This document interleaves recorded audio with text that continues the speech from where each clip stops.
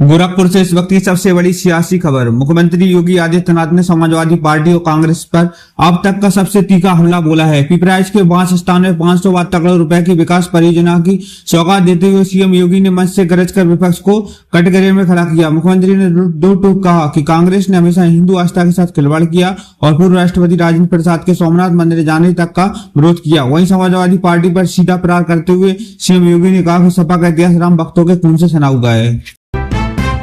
वाराणसी और पंजाब के बीच सफर करने वाले रेल यात्रियों के लिए इस वक्त की सबसे बड़ी और शानदार खबर। रेलवे बोर्ड ने पंजाब के छरटा से वाराणसी कैंट स्टेशन के बीच एक नई ट्रेन चलाने की हरी झंडी दे दी है। इस ट्रेन का नाम महान समाज सुधारक संत गुरु रविदास जी के नाम पर संत रविदास एक्सप्रेस में रखा गया है। यह नई सुपरफास्ट ट्रेन हफ्ते में 3 पटरियों पर रफ्तार भरेगी। रेलवे के इस बड़े फैसले से न सिर्फ धार्मिक पर्यटन को एक नया और मजबूत बढ़ावा मिलेगा, बल्कि दोनों राज्यों के बीच सफर करने वाले लाखों आम यात्रियों की राह भी बेहद आसान और आरामदायक हो जाएगी।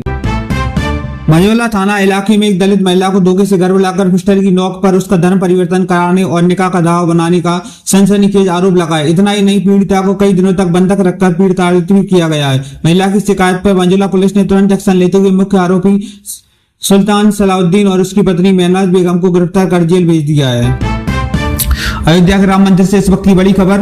चढ़ाव विवाद के बाद मंदिर प्रशासन को पूरी तरह पारदर्शी और प्रोफेशनल बनाने के लिए ट्रस्ट ने बड़ा कदम उठाया है। मंदिर के इतिहास में पहली बार मुख्य कार्यकारी अधिकारी यानी सीईओ की नियुक्ति की प्रक्रिया तेज कर दी गई है। इसके लिए गठित 30 सदस्यीय सर्च कमेटी जल्द बैठकर चयन के मापदंड करेगी। सूत्रों के मुताबिक आने वाली 22 जुलाई को होने वाली ट्रस्ट की बैठक में इस हाई प्रोफाइल पद की संभावित नामों पर चर्चा हो सकती है।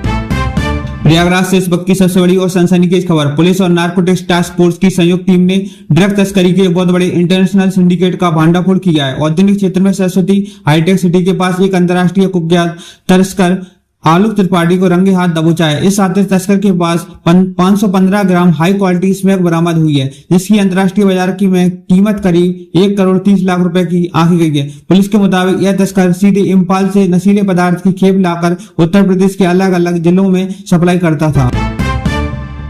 आगरा के रेल यात्रियों के लिए इस वक्त की सबसे बड़ी और शानदार खबर। रेलवे बोर्ड ने आगामी 15 जुलाई से टुंडला गाजियाबाद ईएमयू ट्रेन का ठहराव आगरा स्टेशन पर करने का बड़ा फैसला लिया है। फिलहाल इस ट्रेन का अस्थायी रूप से आगरा सिटी तक विस्तार किया जा रहा है। रेलवे अधिकारियों के मुताबिक इस बड़े कदम से आगरा सिटी, यमुना ब्रिज, थलेश्वर और एदामपुर जैसे मध्यवर्ती स्टेशनों के यात्रियों को बेहतरीन रेल कनेक्टिविटी मिलेगी। साफ है कि इस नए विस्तार के बाद रोजाना सफर करने वाले हजारों दैनिक यात्रियों की राह बेहद आसान और सुपरफास्ट होने जा रही है।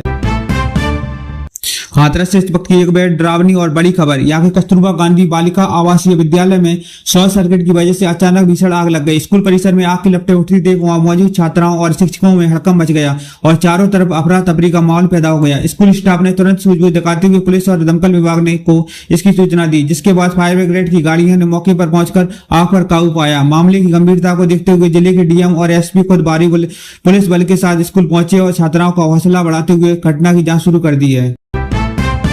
गोंडा से इस वक्त की एक बहुत बड़ी और गरमाई हुई सियासी खबर। अयोध्या चंदा विवाद पर पूर्व सांसद भारतीय कुश्ती संघ के पूर्व अध्यक्ष ब्रजभूषण शरण सिंह ने एक बार फिर मंच से ऊपर भरी है। एक सार्वजनिक कार्यक्रम के दौरान अपने चिर परिचित अंदाज में गर्जते हुए ब्रजभूषण सिंह ने साफ कहा कि वह किसी से डरने वाले नहीं है और पूरे मामले की निष्पक्ष जांच होनी चाहिए। उन्होंने दो टूक शब्दों में चेतावनी देते हुए कहा कि अगर जांच में किसी भी तरह की गड़बड़ी हुई या किसी को बचाने की कोशिश की गई तो वह चुप नहीं बैठेंगे और दोबारा अपनी बात को और ज्यादा मजबूती से रखेंगे। बरेली से इस वक्त की एक बेहद सनसनीखेज चौंकाने वाली खबर। देश की सुरक्षा में तैनात एक सैन्य अधिकारी के परिवार को ब्लैकमेल कराने और बदनाम करने की धमकी देने का एक गंभीर मामला सामने आया है। आरोप है कि सातिर कैफे संचालक ने सैन्य अधिकारी की पत्नी की तस्वीर को एडिट कर अश्लील बनाया और उन्हें सोशल मीडिया पर वायरल करने की धमकी देकर मोटी रकम की डिमांड की। इस घिनौनी करतूत की शिकायत मिलते ही बरेली के एसपी अनुराग आर्य के कड़े निर्देश पर कोतवाली पुलिस ने बिजली की रफ्तार से एक्शन लिया। आरोपी के खिलाफ संगीन धाराओं में मुकदमा दर्ज कर पुलिस उसकी तलाश और मामले की गहराई से तफ्तीश कर रही है।